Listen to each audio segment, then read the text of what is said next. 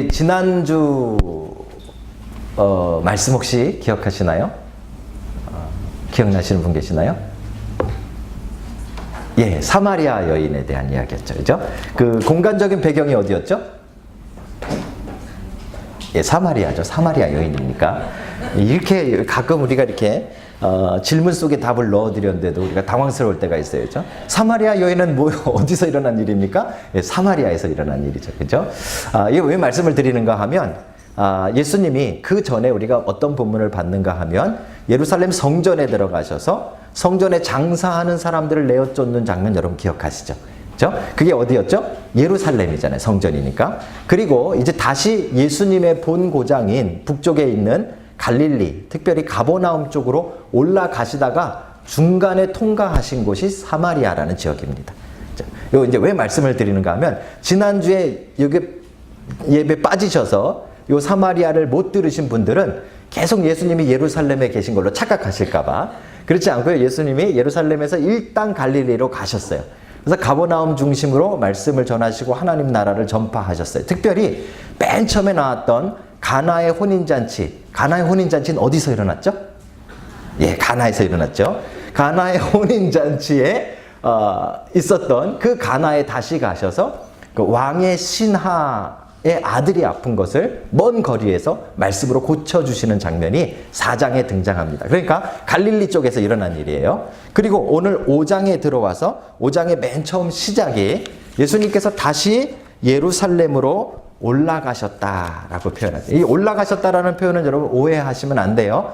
이 북쪽이 갈릴리고 남쪽이 예루살렘이지만 유대인들은 어느 곳에서 가든지 예루살렘을 갈 때는 올라갔다라고 표현합니다. 그죠? 그래서 지금 북쪽에서 다시 두 번째 예루살렘을 방문하시는 장면이에요. 이게 이제 요한복음의 아주 특별한 부분이에요. 다른 복음서에는 예수님이 몇 번 예루살렘에 공생의 3년 동안에 가셨는가를 기록하고 있지 않아요. 그래서 우리는 다른 복음서만 봐서는 예수님이 그냥 갈릴리에서 계속 사역하시다가 마지막 돌아가실 때 한 번 예루살렘 가신 것으로 오해할 수가 있어요. 근데 이 요한복음은 이건 아주 자세하게 명절 때마다 내려가시는데 중간에 한 번 빠지세요. 그래서 공생의 3년이 나오는 거예요. 그래서 오늘 두 번째 예루살렘 방문이 기록되어집니다. 명절 때니까 처음에 이 성전을 정화하셨을 때로부터 약 1년 정도 지난 거예요. 1년 정도 지나서 다시 예루살렘으로 들어가신 것이죠. 예루살렘에 들어가는 문이 8개 있습니다. 예루살렘에 들어가는 문이 8개 있습니다. 제가 8개를 다 외우게요? 못 외우게요? 예, 못 외웁니다. 중요한 건 동쪽 문이에요. 동쪽에 2개의 문이 있습니다. 하나는 황금문이라고 불리고요. 또 하나는 사자의 문, 라이언스 게이트라고 불립니다. 특별히 예수님께서 나중에 이제 마지막 십자가에 달려 돌아가실 때 나귀를 타고 이렇게 감람산에서 내려오셔서 예루살렘 성에 들어가시잖아요. 기억나시죠? 예, 호산나 막 부르고 했던 그 장면은 황금문으로 들어가신 것으로 추정되어집니다. 왜냐하면 유대인들의 전설에 메시아가 황금문으로 들어올 것이라는 전설을 가지고 있었기 때문에 그래요. 예수님도 그래서 황금문으로 들어가신 것으로 보여져요. 그런데 안타까운 것은 지금 여러분 예루살렘에 가시면 황금문을 볼 수가 없습니다. 1537년에 오스만 투르크족, 그러니까 지금의 터키죠. 터키의 슐레이만 대제가 예루살렘을 점령하게 되어지는데 그때 이 터키 제국이 예루살렘을 점령하고 이 무너진 성벽과 예루살렘 성을 재건합니다. 이때 재건할 때 황금문을 막아버려요. 정확한 이유는 알 수 없지만 아마 조금 전에 말씀드린 그 전설 때문에 그래요. 메시아가 오면, 유대인의 왕이 오면 황금문으로 들어오리라라는 이 전설 때문에 이제 유대인들의 왕이 오지 못하게, 메시아가 오지 못하게 아예 그 문을 막아버린 거예요. 만약에 메시아가 오면 유대인들이 다시 반란을 일으킬 것이라고 생각해서 그런 것이죠. 그래서 예수님 돌아가시고 한참 뒤에 1537년 이후에 황금문은 막혀버립니다. 그리고 그쪽으로 혹시 메시아가 올지 모른다는 불안감 때문에 슐레이만이 그 앞에다가 이슬람 사람들의 무덤을 만들었어요. 유대인들은 이 시체를 가까이 하지도 않고 만지지도 않잖아요. 그래서 그 앞을 다 막아버린 거예요. 무덤으로. 그래서 다시는 메시아가 황금문으로 들어오지 못하도록 한 거죠. 재밌는 것은요. 예루살렘이 이렇게 언덕으로 돼 있고 이 동서남북이 다 산인데 동쪽의 건너편에 있는 게 감람산입니다. 감람산 쪽으로 보면 황금문 건너편에 또 무덤이 있어요. 되게 많은 무덤이. 그 유대인들의 무덤이에요. 이 유대인들의 무덤은 왜 거기 있는가 하면 유대인들 생각에 메시아가 와서 황금문으로 들어갈 때 그쪽에서부터 부활이 시작된다고 믿었어요. 그래서 거기다 무덤을 막 이렇게 만들어놨어요. 지금 가보시면 예루살렘 쪽에도 무덤, 이쪽 감람산 쪽에도 무덤, 이 황금문 쪽은 그 무덤으로 이렇게 준비하게 돼 있죠. 그죠? 지금도 여러분 이제 이 가이드를 통해 가지고 예루살렘을 여러분들 방문하시면 이제 어떻게 일정을 짜는가 하면 예루살렘 동쪽에 여리고라는 성이 있습니다. 여러분 잘 아시는 삭개오가 살았던 성이 아직도 동쪽에 있습니다. 그 동쪽의 여리고에서 호텔에서 하루 묵으시고 그 다음에 아침에 일찍 출발해서 감람산을 넘어서 이렇게 내려갑니다. 그래서 감람산 중턱에는 뭐가 있죠? 예수님이 마지막 기도하셨던 겟세마네가 있잖아요. 겟세마네 동산이라고 되어 있는데 그 말은 정원이라는 뜻이에요. 겟세마네가 이렇게 조그맣게 돼 있어요. 그래서 감람산에서 내려오시면서 이 겟세마네에 들리는 일정을 짭니다. 그리고 거기에 이제 예배당이 하나 있고 조그마한 정원이 있거든요. 그리고 그게 끝나면 그 겟세마네 앞으로 지금은 이제 아스팔트로 되어 있는 이 콘크리트로 되어 있는 길이 이렇게 조그맣게 나 있어요. 그 길을 따라서 이렇게 쭉 밑으로 걸어 내려가게 해요. 걸어 내려가면 맨 밑에가 기드론 골짜기예요. 제가 이게 우리가 파워포인트가 없어서 조금 헷갈리는데 이제 이쪽이 동편 예루살렘이라고 생각하면 이 감람산이에요. 그러니까 이렇게 골짜기가 되어 있죠. 이걸 기드론 골짜기라고 해요. 지금도 여기 이렇게 걸어 내려가서 이제 여기서부터 다시 이렇게 걸어 올라가면서 예루살렘을 들어가게 하죠. 아까 어느 문이 닫혔다 했죠? 네, 황금문이 닫혀 있잖아요. 이 황금문은 성경에 뭐라고 나와 있는가 하면 미문이라는 문이 황금문이에요. 미문 앞에 모였더라. 뭐 이런 이야기. 성경을 읽어야 말이죠, 우리가. 그죠? 있어요. 예, 사도행전에도 나와요. 그 문은 이제 닫혔단 말이죠. 그리고 그 옆에, 제가 말씀드리는 이 사자의 문, 이 라이언스 게이트가 지금은 열려 있어요. 그래서 동쪽에 지금 두 가지 중에 한 가지 문이 열려 있는 거예요. 거기를 기드론 골짜기에서부터 이렇게 걸어가지고 예루살렘 그 라이언스 게이트를 향해서 이렇게 쫙 올라가게 돼 있어요. 이게 요즘 이제 예루살렘을 여행을 가시면 가이드들이 짜놓는 이제 그 코스예요. 아마 예수님 황금문이 열렸다면 황금문으로 들어가는 이걸 짰을 거예요. 왜냐하면 예수님이 그렇게 들어가셨으니까. 근데 지금은 이제 그 황금문이 닫혔으니까 그 사자의 문으로 이렇게 들어가게 해놨죠. 이 사자의 문에 또 다른 이름이 있어요. 사자의 문에 또 다른 문이 스데반의 문이에요. 스데반이 순교당할 때 그 문을 통과해서 성 밖으로 나가 돌에 맞아 죽었다라고 기록되어 있기 때문에 그 문을 스데반 문이라고 말하고 있어요. 그런데 이 문이 예수님 시대에는 뭐라고 불렸는가 하면, 감사합니다, 권사님. 딱 타이밍 맞았습니다. 뭐라고 불렀죠? 오늘 2절에 보니까 양의 문, 양문이라고 불러요. 그러니까 양의 문 또는 스데반의 문, 지금 뭐 사자의 문은 같은 문의 이름이에요. 근데 지금 예수님 시대에는 이 양의 문이라고 불렀어요. 왜 양의 문이라고 불렀는가 하면, 제가 조금 자랑을 합니다. 저도 이제 가봤어요. 가서 이렇게 겟세마네에서 이렇게 어슬렁거리다가 이제 같이 가신 분들과 함께 이 계단을 내려가서 이제 사자의 게이트를 향해서 이렇게 쫙 올라가는 거죠. 중간에 좀 아픈 친구가 있어서 그 친구를 부축하고 이렇게 쭉 올라가는 거예요. 올라가서 이 양의 문을 딱 통과하니까 바로 오른편에 뭐가 시작되는가 하면 연못가가 하나 있어요. 연못가가 하나 있어요. 이 연못가 이름이 뭐죠? 베데스다라는 것입니다. 그죠? 오늘 본문에 나와 있는 베데스다 연못이 바로 거기에 있는 거예요. 이 연못이 원래 뭐 하던 곳인가 하면, 여기를 왜 양문이라고 불렀는가 하면, 이제 사람들이 그 예루살렘 성전에 제사하러 오면, 여기가 이제 성전 파트 시작하는 부분이에요. 이 성전에 제사하러 오면 먼 길을 가져왔던 양, 또는 거기서 양을 팔기도 했어요. 양을 사서 그 베데스다 연못에서 양을 씻기는 거예요. 깨끗하게. 생각해 보세요. 그 연못은 원래 굉장히 지저분한 연못이에요. 제가 갔을 때도요, 이제 가뭄이 와서 그런지 물은 바닥에 요만큼밖에 없었어요. 거의 개천 수준으로. 그리고 막 이렇게 이 벽돌로 막 이렇게 해서 계단식으로 해서 밑으로 아주 깊게 파여져 있어요. 그리고 막 개천처럼 지금 이렇게 조금 바닥이 남아있는 그런 형태의 베데스다 연못을 볼 수 있었습니다. 자, 근데 그때 예수님 시대에는 여기서 아주 놀라운 일이 일어난 거예요. 양 씻는 그런 정도가 아니라 이 물도 아마 굉장히 좀 많았던 것 같고요. 거기에 5개의 행각을 이렇게 지붕을 해서 행각을 세워놓고 거기에 전국 각지에 있는 각종 질병을 가진 환자들이 몰려오기 시작한 거예요. 그래서 거기서 먹고 자고 아예 그냥 그 연못가 주변에서 아주 뭐라 그러죠? 이 속된 말로 죽치고 누워 계신 거예요. 이유가 있었어요. 오늘 본문을 보니까 그 당시에 소문이 있었는데 이 연못에 천사가 내려와서, 실제로 천사가 보이지는 않지만 천사가 내려와서 물을 한번 흔들어 놓고 갔다. 우리나라는 주로 선녀님들이 내려와서 연못가에 갔다가 옷 놓고 가시고 막 이러는데, 그 이스라엘 사람들의 생각에는 천사들이 내려와서 물을 한번 흔들어 놓고 가는 거예요.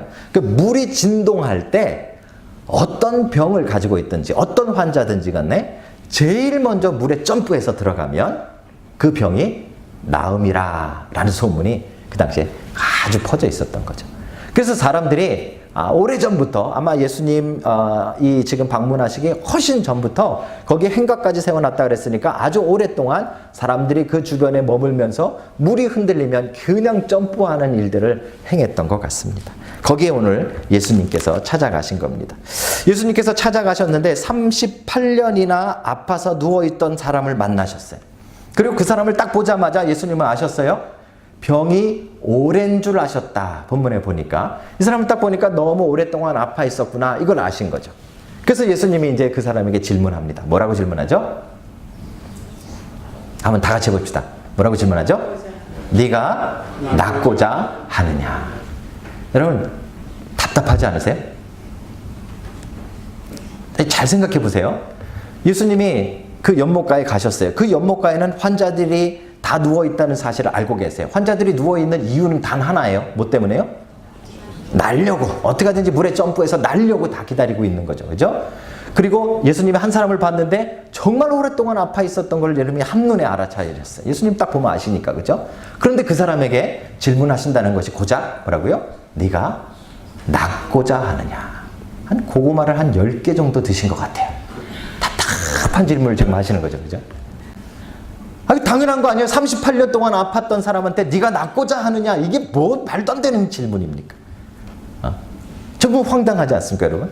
저는 이걸 몇 번씩 읽으면서 참 예수님은 아마 좀 뭐랄까죠, 이 사케즘이라 그러나요? 좀 놀리는 거, 야 네가 나 볼래? 뭐 이런 거 아니면 도대체 왜 이 답답한 질문을 네가 낫고자 하느냐? 당연히 낫고자 하죠. 38년이나 아팠는데 왜 이 사람에게 이 질문을 했을까? 우리 그거 한번 생각해봐요. 그냥 예수님이 고구마를 드시고 답답한 김에 하신 질문인지, 아니면 정말 이 질문에 뭔가가 들어있는지. 여러분 정말 기도하는 마음으로 이 본문을 다시 보시면 놀라운 의미가 이 안에 들어있습니다. 이 사람은 아마 맨 처음에 이 병에 걸리고 이 38년이 되는 동안에 이 사람의 간절함은 단 하나였어요. 뭐죠? 낫는 거죠. 이 사람은 뭐 지금 집도 필요 없어요. 이 사람은 뭐 차도 필요 없어요. 이 사람은 뭐 다른 소원이 없어요. 이 사람은 오직 병에 낫는 것이 이 사람 안에 있는 간절함이에요. 근데 문제는 무엇인가 하면 이 간절함이 사람들의 소문을 듣기 시작한 거예요. 간절한 마음이. 어떤 소문을 들었는가 하면 그 연못에 물이 동할 때 뛰어들면 병에 낫는다는 소문을 들었어요. 그때부터 이 사람은 그 옆에 와서 누워서 늘 그 물만 바라보고 있는 거죠. 그러다 보니까 자기가 병에 낫는 것이 목적인데, 그것이 간절함인데 그것을 잠시 잊어버리고 그 사람의 간절함은 뭐가 됐어요?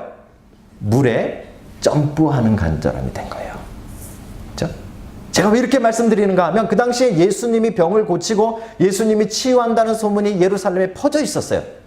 그 예수님이 자기를 찾아와서 서 있었는데, 만약에 그거를 알고 있었고 자기의 진짜 간절함이 병 낫는 거라는 것을 분명하게 기억하고 있는 사람이었다면 그 예수님에게 뭐라고 말했을까요? 예수님 저를 고쳐주시옵소서.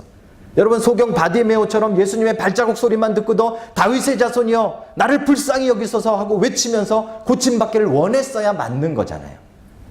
그런데 그 예수님이 옆에 섰는데도 못 알아봐요. 왜요? 이 사람의 간절함은 지금 물에 들어가는 간절함으로 바뀌어버렸기 때문에 그래요. 여기 아주 중요한 게 있어요. 여러분, 하나님은 우리 안에 간절함을 두세요. 우리 안에 소원함을 두세요. 그리고 그것으로 우리를 이끌어 가세요. 문제는 무엇인가 하면 그 간절함이 사람들의 이야기를 듣고 사람들의 생각을 듣고 사람들의 소문을 듣고 사람들의 가치관을 들으면서 그 간절함이 변한다는 거예요.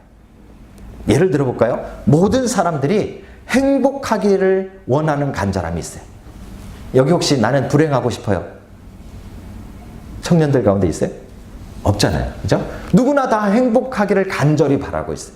이거 우리의 간절함이에요. 이게 맞는 간절함이에요. 필요한 간절함이에요. 우리는 행복하게 이 땅을 살아야 하는 것이 하나님의 뜻인지도 몰라요. 그런데 우리에게 이제 소문이 들려와요. 어떤 소문이 들려오죠? 돈이 많으면 행복하리라. 이런 소문이 들려와요. 그럼 우리의 간절함은 행복하는 것이 아니라 뭘로 바뀌어요? 돈 많음으로 바뀌는 거예요. 잘 들어보세요. 이 차이가 분명하게 있는 거예요. 우리의 원래 간절함은 행복함이에요. 그런데 사람들이 이야기하기를 돈이 많으면 행복하리라 라고 생각하니까 말해주니까 우리는 자꾸 이제 간절함이 돈 많은 거로만 바뀌어져 버려요. 돈만 보이는 거죠. 스포츠카를 사면 행복하리라 사람들이 그러니까 우리 젊은 남자애들은 지나가면서 스포츠카만 보이는 거예요. 그 간절함으로 바뀌는 거예요. 마치 스포츠카만 가지면 내가 행복해질 거라는 착각 속에 빠지는 거죠. 물에 먼저 뛰어들어가면 병이 날 거라는 착각 속에서 그 사람은 살고 있는 거예요. 그게 진짜 간절함이 아니었거든요. 진짜 간절함은 병에 닿는 거였다는 거죠. 사랑하는 성도 여러분, 여러분 안에 간절함이 있습니까? 우리에게 간절함은 절대적으로 필요해요. 우리 어제 세미나 하는데 우리 여자 집사님 한 분이 아주 멋진 질문을 하셨어요. 구약시대에는 아브라함이나 이런 사람들한테 하나님이 직접 음성으로 말씀하셨으니까 얼마나 좋았냐. 지금은 그렇게 말씀 안 하니까 얼마나 헷갈리냐. 그렇죠? 지금은 우리를 어떻게 이끄실까요? 우리 안에 성령님이 우리의 인생을 이끌어 가시는데 이제 더 확실하게 우리 안에 내주하신 성령님이 이끌어 가세요. 그런데 어떻게 이끌어 가시는가 하면 내 마음에 소원을 두고 행하시느니라. 빌립보서 2장이 이렇게 얘기하고 있어요. 잘 보세요. 하나님이 하나님의 뜻을 이루시는데 우리 안에 이 소원함을 두고 이루신대요. 제가 읽어드릴게요. 빌립보서 2장 13절인데요. 너희 안에 행하시는 이는 하나님이시니. 이제는 여러분 하나님의 음성을 듣고 그거대로 하고 안 하고의 인생이 아니라 오히려 하나님이 여러분 안에 계셔서 성령님이 여러분 안에 내주하셔서 하나님이 우리를 인도해 가시는 거예요. 근데 그 방법이 무엇인가 하면 우리 안에 소원함을 두고 자기의 기쁘신 뜻을 위하여 너희에게 소원을 두고 행하게 하시나니. 그래서 간절함을 가지고 있는 사람은 성경대로 사는 거예요. 요즘의 문제는 뭐예요? 우리 젊은 친구들의 문제는 뭐예요? 간절함이 없어요. 죄송합니다. 간절함이 없어요. 요즘 시대들은 뭘 하고 싶은 것도 없어요. 그냥 되는 대로 살자. 뭐 되고 싶은 것도 없어요. 하고 싶은 것도 없어요. 이게 되게 멋있는 삶 같죠? 천만의 말씀이에요. 성경적이지 않아요. 성경적인 삶은 하나님이 여러분 안에 소원을 두세요. 간절함을 두세요. 그리고 그 간절함을 이루어 가시는 거예요. 그러니까 우리에게는 그 간절한 소원이 있어요. 여러분이 되고 싶은 게 있어야 돼요. 하고 싶은 게 있어야 돼요. 오다가 우리 아이들이랑 얘기했는데 변할지 몰라요. 그죠? 옛날에 하고 싶었던 게 지금은 달라졌을 괜찮아요. 괜찮아요. 중요한 건 우리가 앞으로 한 걸음 두 걸음 나가려면 하나님은 우리 안에 간절함을 두시고 소원함을 두시고 행한다는 걸 꼭 기억하셔야 돼요. 그래서 여러분들 꿈을 가셔야 돼요. 하나님이 주신 꿈.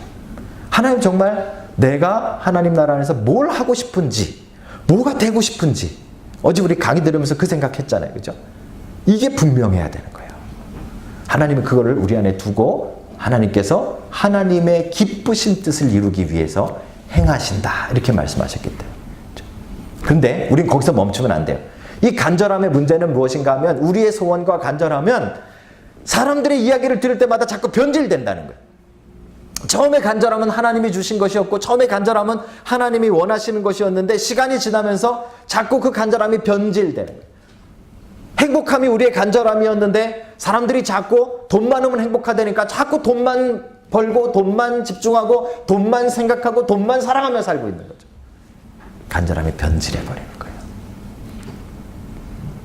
38년 동안 병이 낫기를 간절히 원했어요. 이 사람의 진짜 소원은 병이 낫는 거예요. 간절함. 그런데요, 사람들이 말하기를 저 물에 제일 먼저 뛰어들어가면 병이 나을 것이라는 이야기를 들었어요. 그때부터 이 사람의 간절함은 바뀌었어요. 물만 바라보고 살아요. 물이 언제 움직이나 그것만 보면 언제든지 뛰어들어가려고 물만 바라보고 사는 거예요. 그 사람의 간절함이 변질돼 버린 거예요. 그래서 오늘 예수님이 그 사람을 찾아가셨어요. 예수님도 못 알아보고 있는 그 사람에게 말씀하신 거예요.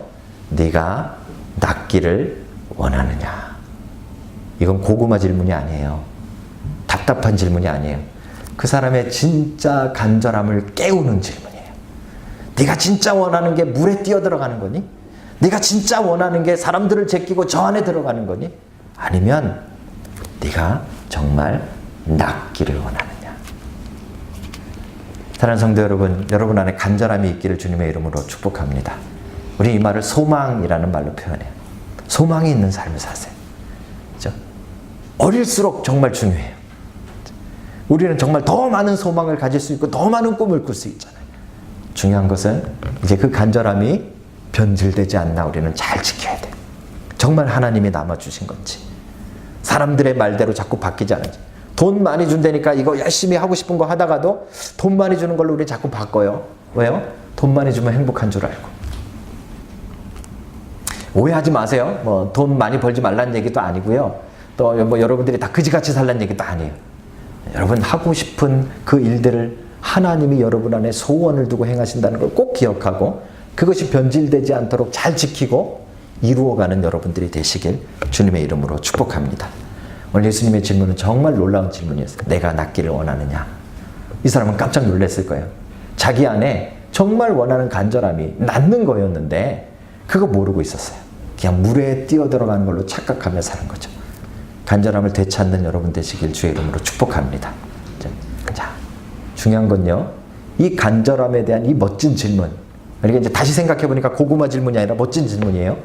이 질문을 들은 이 사람의 대답. 어때야 될까요? 만약에 여러분들이 38년 동안 누워 있었어요. 예수님이 오셨어요. 예수님이 오셔서 네가 정말 낫기를 원하느냐? 내 중심을 확 찔르신 거예요. 아, 내가 진짜 원래 낫려고 그랬었지. 근데 예수님이 네가 낫기를 원하느냐 질문하셨어요. 뭐라고 대답해야 돼? 아멘! 뭐 이런 거 해야 되잖아요. 아니 주여 삼창을 외치시든지 아니면 뭐 손 들고 찬양을 부르시든지 막 박수를 치든지 아니면 낫게 해주세요라고 바지끄레기를 좀 붙들든지 뭔가 해야 되잖아요. 그죠? 이 사람은 어땠을까요? 7절을 보십시오. 잠깐만요. 제가 주보를 주겠습니다.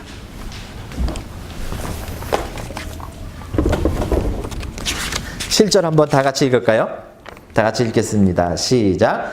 병자가 대답하되 주여 물이 움직일 때에 나를 연못에 넣어주는 사람이 없어 내가 가는 동안에 다른 사람이 먼저 내려가나이다. 큰 착각을 하고 있어요. 아직도 이 사람은 저 물에 들어가는 것이 이 사람의 간절함인 줄 알았어요. 그러다 보니까 지금 자기가 병 낫고 안 낫는 게 아니라 물에 못 들어가는 이유를 설명하는 거예요. 잘 보세요. 우리의 간절함이 변질되어지면 문제가 뭔가 하면 우리 안에 원망과 핑계가 생기는 거예요. 여러분 38년 된 환자만 있었을까요? 거기? 어쩌면 더 오래된 환자가 있었을지도 모르겠어요. 성경에 없으니까 여러분 제가 그랬다고 우기지는 마세요. 있었을지도 몰라요. 그죠? 더 심하게 아픈 사람 있었을지도 몰라요. 거기에 있는 다른 사람들은 낫기를 원하지 않았을까요? 다 낫기를 원하는 사람들이었어요. 그러니 여러분 물이 한번 흔들렸다고 생각해 보십시다. 천사가 내려오는 건 못 봤지만 나뭇가지라도 하나 떨어지면 물이 흔들렸을 거예요. 잘못 봤을 수도 있지만 어쨌든지 물이 흔들리면 어떤 일이 벌어졌을까요? 너나 할 거 없이 막 점프해서 들어갔을 거예요. 여기 아까 이 환자들의 종류가 쭉 나왔는데 별의별 환자들이 다 있었어요. 그죠? 병자, 맹인, 뭐 다리 저는 사람, 혈기 마른 사람. 이 중에 저는 제일 유리한 사람은 귀머거리였을 거라고 생각해요. 듣지는 못하지만 눈으로 보고 있으니까. 몸은 멀쩡하니까. 물이 흔들리면 제일 먼저 점프를 다이빙을 딱 했지 않을까요? 제일 불리한 사람은 오늘같이 자리에 누워있는 사람이에요. 움직일 수 없으니까. 그죠? 이건 어쩔 수가 없어요. 상황이 지금 여기서 이 사람이 경쟁해가지고 물에 뛰어들 수 있는 상황이 아니에요. 그런데도 이 사람은 뭐라고 이야기합니까? 나를 저 물에 넣어줄 사람이 없으므로 이제 원망하기 시작해요. 핑계대기 시작해요. 그렇죠? 내 이 간절함이 있는데 이 간절함이 안 이루어지고 있는 이유는 무엇인가 하면 우리 아빠가 돈이 없어서요. 내 이 간절한 소원이 있는데 이 간절한 소원이 이루어지지 못하는 이유는 무엇인가 하면 내가 좋은 대학을 못 나와서요. 내가 머리가 나빠서요. 우리 집안에 돈이 없어서요. 내게 재능이 없기 때문이에요. 죄송하지만 간절함을 잘못 가지고 있는 사람들의 특징은 무엇인가 하면 이 간절함이 어려움을 만났을 때 원망한다는 거예요. 투덜댄다는 거예요. 불평한다는 거예요.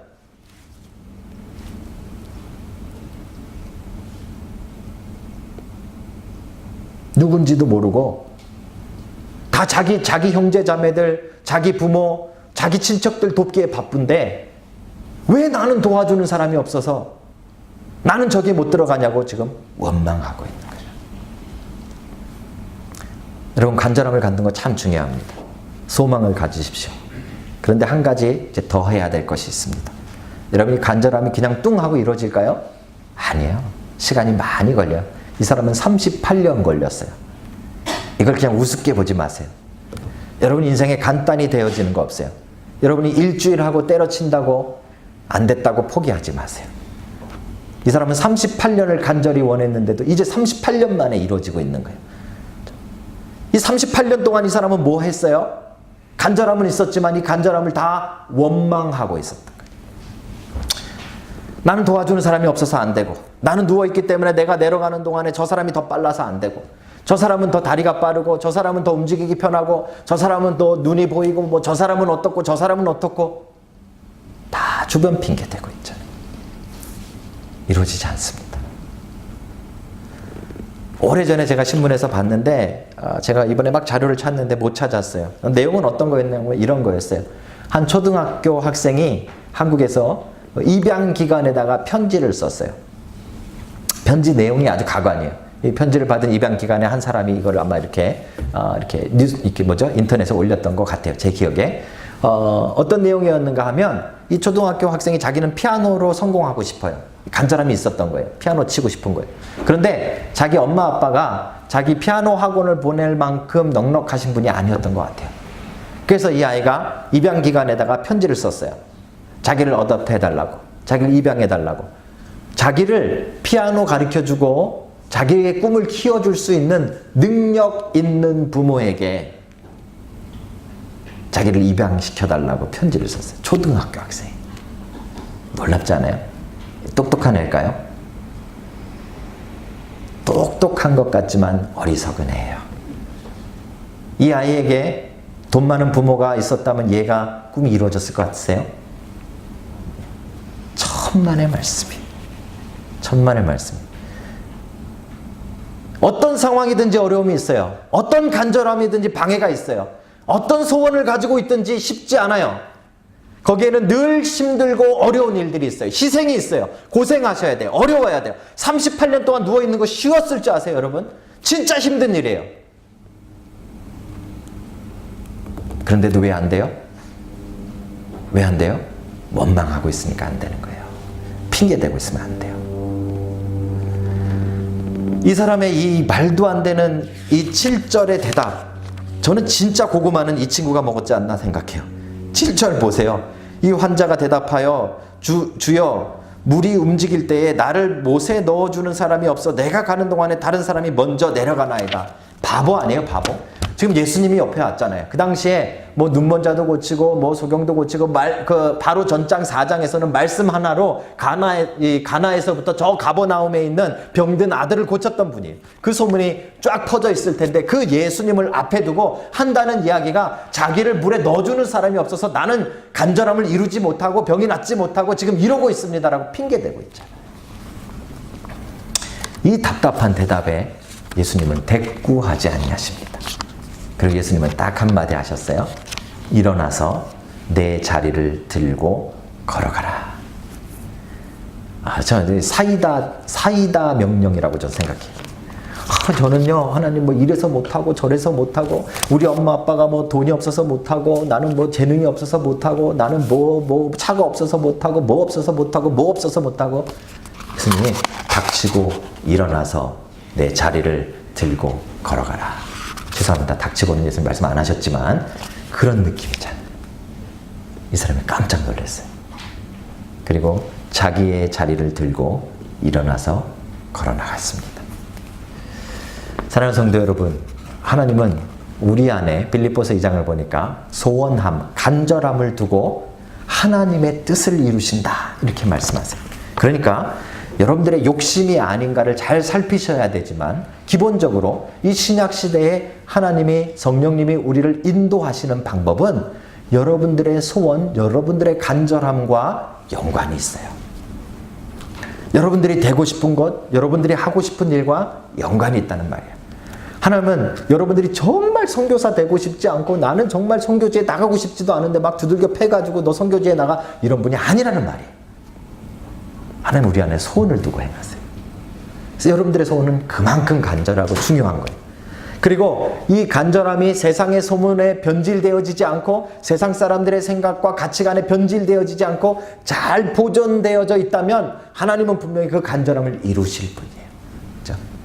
중요한 건요, 우리가 그 앞에서 핑계대지 않아야 됩니다. 그 앞에서 우리가 원망하지 않아야 됩니다. 거기서 우리가 남 탓하지 아니하셔야 됩니다. 왜요? 예수님이 내 옆에 계시기 때문에. 제일 중요한 사실을 이 사람이 깜빡하고 있었어요.